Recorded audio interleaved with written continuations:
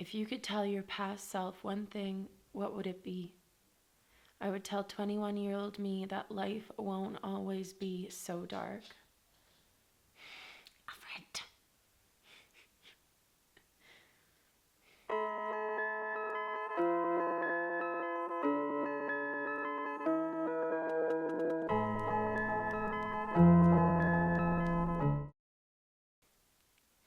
If you could tell your past self one thing, what would it be?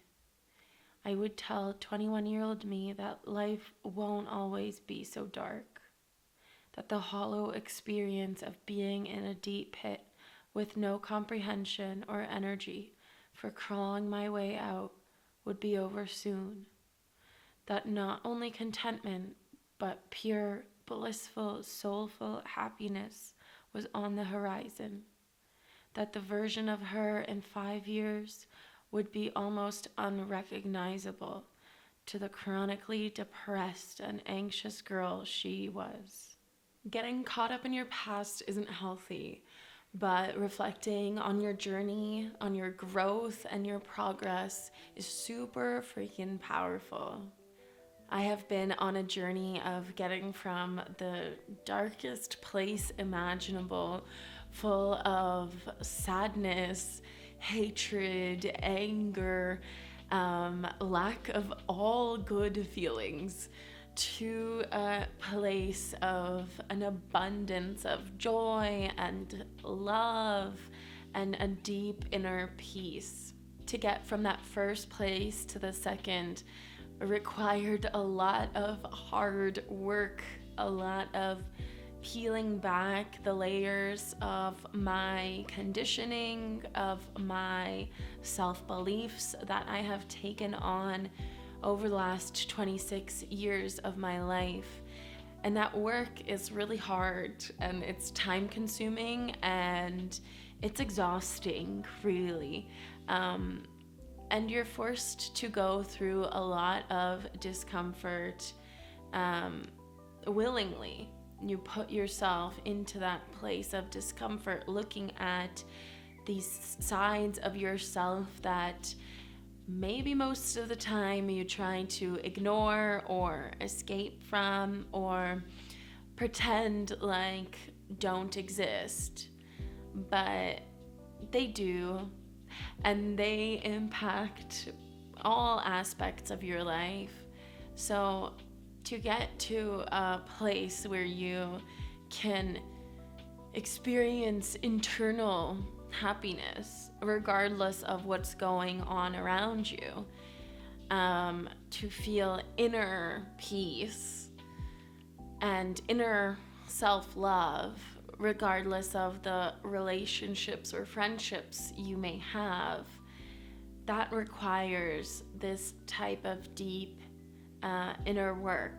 And I realize I'm not necessarily selling it very well right now, but those outcomes, the domino effects of doing this kind of work, are never ending, and they are what I believe we should all be experiencing, that we're all meant to experience in this world.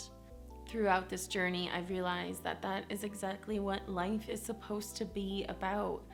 Reconnecting with your authentic, highest, most truest form of yourself. Living every day for you and making yourself your top priority.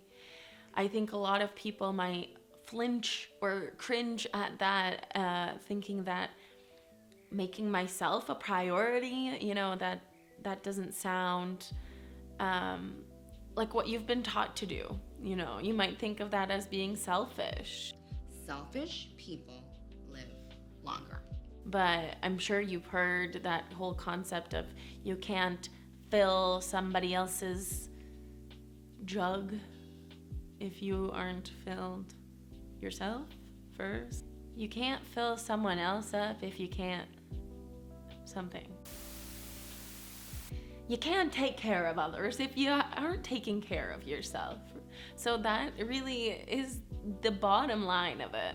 this connection of, you in this world and the you that is at the root of yourself, away from all of those, different sides of yourself that you've taken on.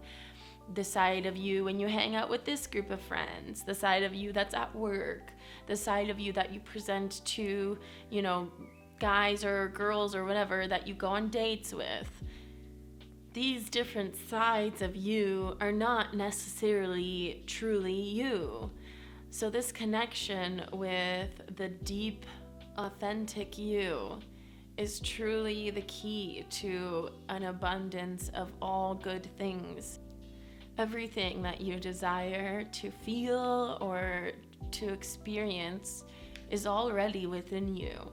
And you don't need anyone or anything else to experience that. And it took me a long time to learn that and then to implement that in my life. But if I had known this knowledge 5 years ago, the extreme struggle of depression and anxiety would be significantly decreased and eased. And it makes me sad that we don't learn this in school, or that it's not taught to us as a priority of living in this world.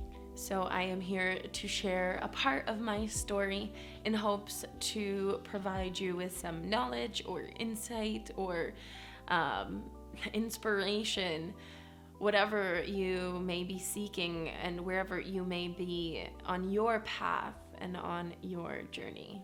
Now, before we get started, a slightly obvious disclaimer: I am not a mental health professional or a psychiatrist or a psychotherapist. What I'm talking about here is simply my own experience, and if you are in a vulnerable place mentally, I encourage you to seek out some professional help.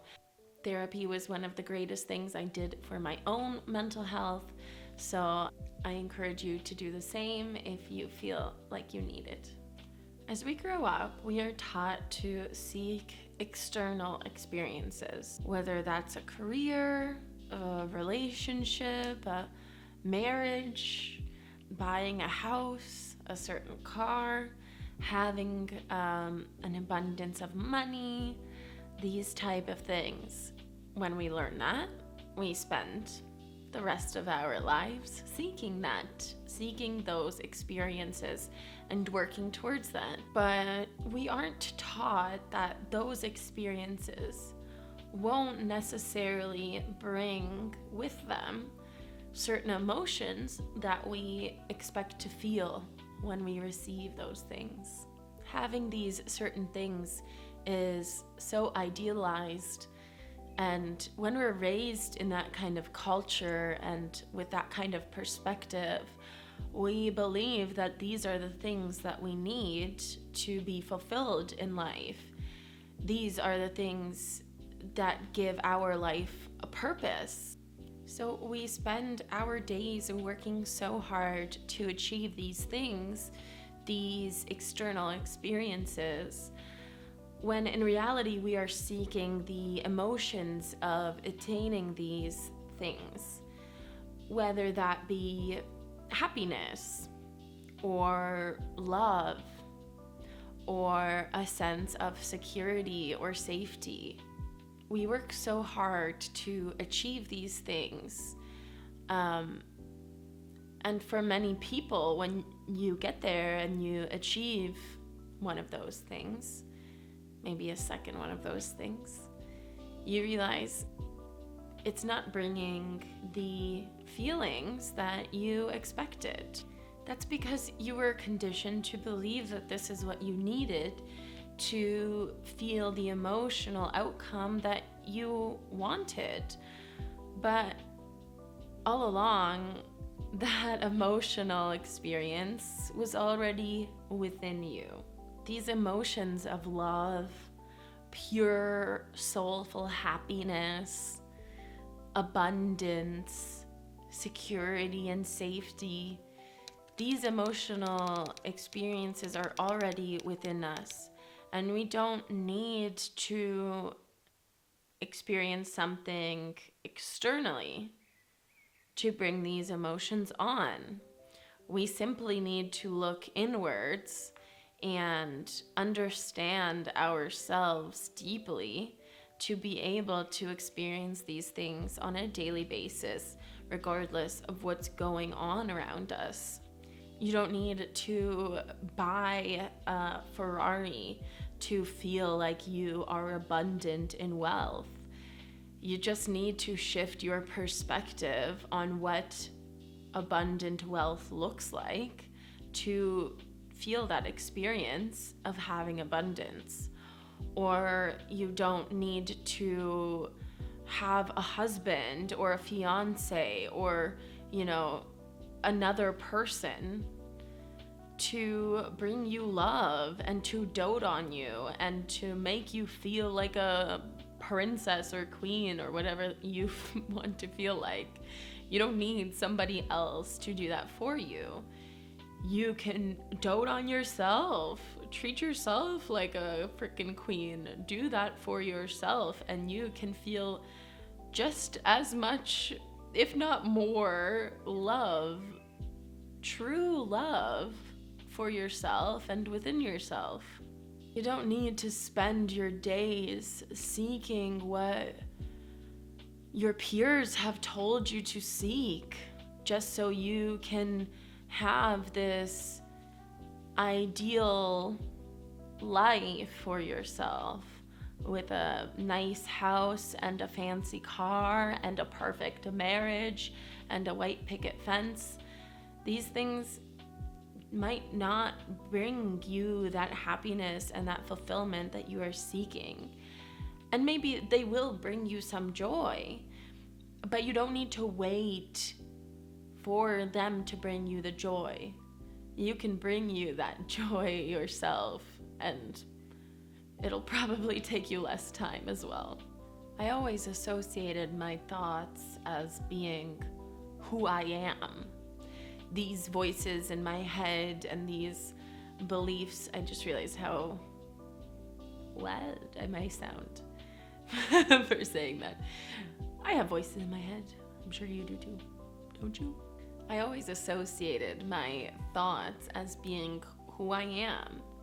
These narratives playing inside my head and these beliefs about who I am, whether that's I'm not worthy enough, or I'm not capable of this, or I'm just an awkward little girl with too much anxiety to do anything that I want to do. These things I thought were who I was. I heard these voices or these kind of beliefs playing in my head, and I associated myself with them, as so many people do. And it took me a while to realize that you are not your thoughts. You are so much more than that. You are not these little narratives going off in your head, these years of conditioning and experiences and memories turning into this belief system that you live your life through, that you let navigate you in your life. That's not who we are. None of us. Our true and authentic self is deep within us and is simply pure love. None of that bullshit you tell yourself. These beliefs can not only be shed, but your mind and your brain really can be rewired. If you take the time and you put in the work to do it, you don't need to associate yourself with these things anymore. We can recondition our minds to take on the beliefs that we want to align with, like confidence and purpose and abundance of all good things. You can align yourself to believe that you are deserving, and that these things are natural for you and that they are flowing to you. And living in that space, holy hell, it is a different reality to function in. Living in that space can be so chaotic and depressing and messy, and it's simply our human conditioning and our experiences in this 3D world. And there's so much more than that. So much more than that. Yeah. Damn, I'm glad that I have moved on from there. Anyway, what I'm trying to say is that there is an authentic you, a higher version of you, what is just simply your spirit, that lies within all of us, no matter what your beliefs about religion or spirituality are. None of that really has anything to do with it. I mean, spirituality does. I mean, if you're an atheist, you choose not to believe, whatever you are, if you choose not to believe it, whatever, like, you don't need to click on this video. They're not clicking on this video. My freaking brain, it's like a fucking squirrel. It's like a dog, not a squirrel. Never ending. I don't even know what I was saying before. What was I saying before? What I'm trying to say is that there is an authentic version of you, a version of you that is stripped away from all of these layers of, you at your dance class, or you at work, or you at this place, or you at that place. None of that. The real you, the kind of spirit that lies within you, and your connection to that version of yourself, that part of yourself, your real self, that is the most important thing. This connection needs to be nurtured and healed and worked on consistently, and it'll unlock some of the greatest experiences of your life. And that brings me to my final point. You may go through life and realize that you have numerous versions of yourself. I think that's entirely normal in this kind of society that we live in. But the most important thing is for you to nurture and take care of this connection with your higher self, your true self, the spirit that lies inside of you. This connection needs to be your top priority for the rest of your life. The side effects of having a healthy and strong relationship with yourself are endless. Give yourself the time and space that you need to build, reconnect, strengthen this relationship. Prioritize it the same way you prioritize going out with your friends, socializing, going on dates, working out, whatever you do, however you prioritize your time.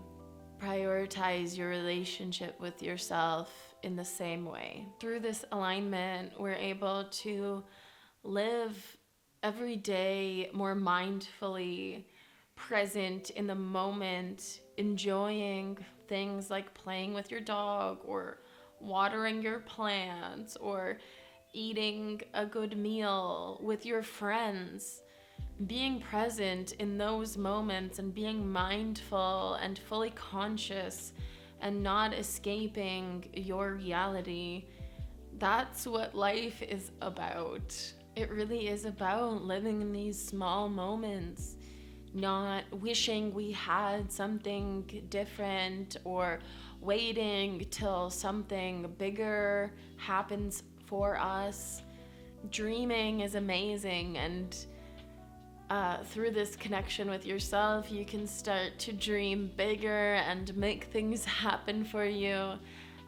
which is also amazing. But really living in the moment in which you're currently in and being able to realize and acknowledge how wonderful these seemingly small things are. That's when you really start to unlock all of those positive emotions that you are seeking in your life, that you've been taught a house or a husband or a car will bring you. When you really think about it, like, that is the biggest pile of fucking horseshit. What is a fucking pile of metal with some wheels gonna do for me? Well, they can do a lot for you, I recognize that, but you know, it ain't everything, like, damn. So now I'd love to hear from you. If you could tell your past self one thing, what would it be? Thank you so much for watching. If you are new to this channel, I make videos about all things mindset and mental well-being. So please subscribe and like this video, as it will help the channel immensely. And I'll see you in the next one.